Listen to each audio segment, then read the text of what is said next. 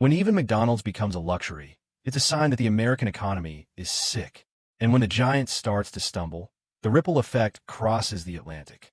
Fewer Big Macs in the U.S. means fewer jobs, fewer exports, and more uncertainty in Europe. Want to understand how a crisis of appetite in the United States could become a headache for Europe?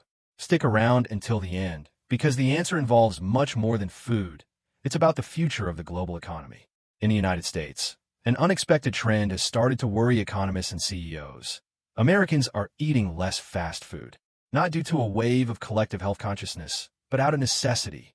The average price of a meal at chains like McDonald's and Wendy's has risen so much that, for millions of low-income families, a hamburger has become a luxury item. Recent data shows a decline in sales at major fast food chains, in the retail of basic goods, and in categories such as personal care and hygiene. All of this points to more cautious consumer behavior, a slowdown primarily coming from the lower end of the social pyramid. And if low-income consumers are tightening their belts, the effect is immediate in sectors that depend on mass consumption. This slowdown isn't limited to food. Giants like Procter & Gamble and Colgate have also been reporting a drop in sales in the U.S., particularly in lines aimed at popular consumption. Procter, for example, has announced it will revise its growth projections downward, with expected impacts on its international operations, including factories and logistics centers spread across European countries.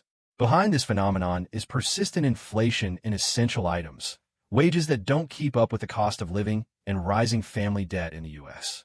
This combination is creating a new scenario. A consumer who is increasingly selective, opting for generic brands, or simply choosing not to buy. What seems like a domestic problem, however, is already sending ripples across the ocean. And the first victims are on this side. European exporters, multinational corporations based in Europe, and ultimately workers on the old continent. When the American consumer tightens their belt, the whole world feels the impact. And the irony is cruel. While emerging economies have been facing structural difficulties for decades, now it's the world's largest power showing signs of exhaustion in its consumer base. This shatters the illusion that the post-pandemic recovery would be automatic, linear, and equal for everyone. For years, domestic consumption in the U.S. served as the engine for the global economy. European companies structured their production, marketing, and export chains with the U.S. as their main destination. Hygiene products, processed foods, cosmetics, clothing, everything passed through American malls and supermarkets. Now this flow is beginning to halt. Multinationals like Colgate, Procter & Gamble, Unilever, and Nestle, which maintain robust operations in Europe, with factories, distribution centers, and regional offices, are starting to cut costs and review goals. This means reduced investment, hiring freezes, and, inevitably, layoffs. All because of a phenomenon that initially seemed localized: the reduction in mass consumption in America. The most insidious part is how this effect spreads silently. When a chain like McDonald's sees a drop in sales in the U.S., it revises orders for packaging, cardboard, ingredients, and technology, many of which come from Europe. When Procter feels pressure in the American retail market, it cuts costs where it's cheaper and less politically sensitive, in Europe. And this isn't a dramatic collapse, like in 2008. What we're seeing now is a slow, but steady erosion of consumption capacity. There's no market crash, just an economic exhaustion that eats away at profit margins and destroys jobs gradually. What's most concerning is that European governments continue to act as though this is merely a temporary hiccup in global capitalism, as if waiting for the next round of Fed stimulus will make everything go back to normal. But what if it doesn't? In fact, the new normal may already be here. A debt-ridden American, tired of inflation, distrustful of traditional brands, and much more inclined to save than to spend. For an entire continent that depends on exports and multinational presence to keep its economy running, this should trigger all the alarm bells.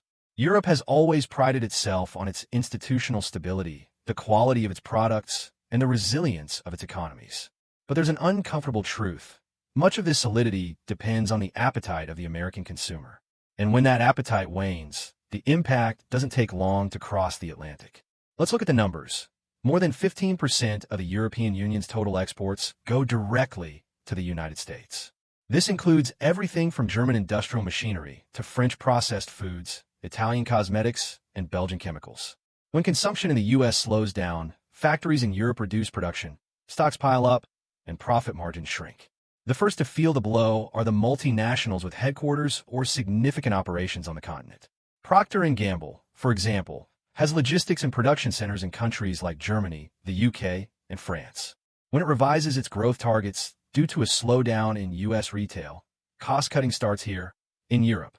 The same applies to Colgate, Nestle, and Unilever. Lower demand in the U.S. means fewer shifts, fewer investments, and in many cases, silent layoffs on European soil. And the domino effect doesn't stop there. Less industrial production affects the transportation, logistics, and even energy sectors.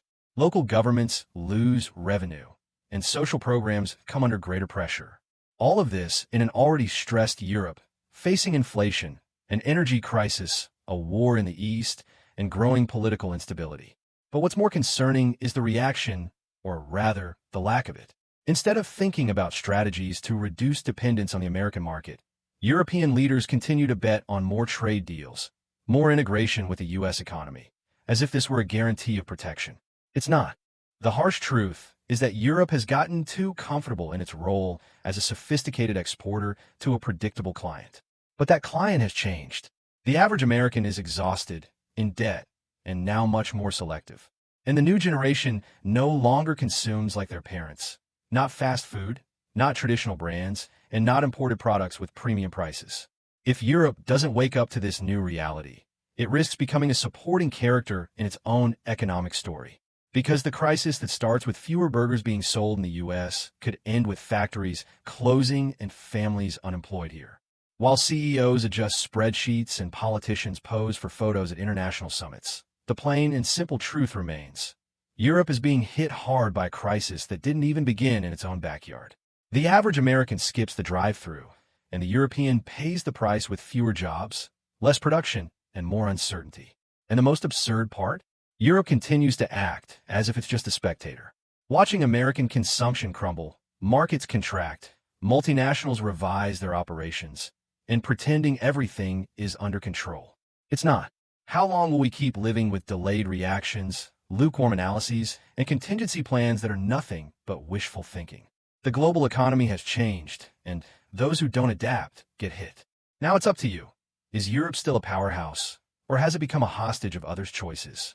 Leave your opinion in the comments, share your views, and let's open up this debate.